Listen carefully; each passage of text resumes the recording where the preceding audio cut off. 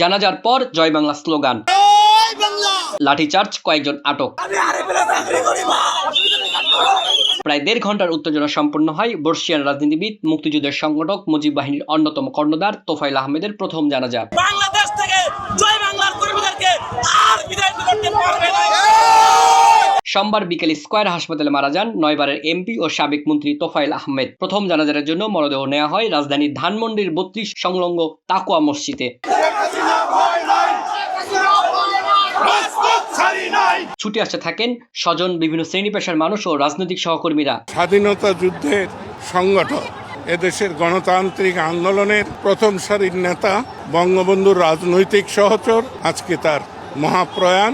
বাদ মাগরিব জানাজা শেষে শুরু হয় স্লোগান। এক পর্যায়ে কয়েক ভাগে ভাগ হয়ে স্লোগান দিতে থাকেন কার্যক্রম নিষিদ্ধ আওয়ামী লীগ নেতাকর্মীরা।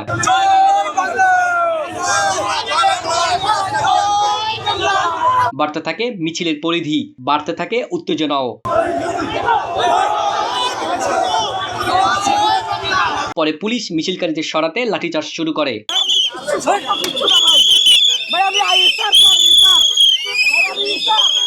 ঘটনাস্থল থেকে আটক হন বেশ কয়েকজন।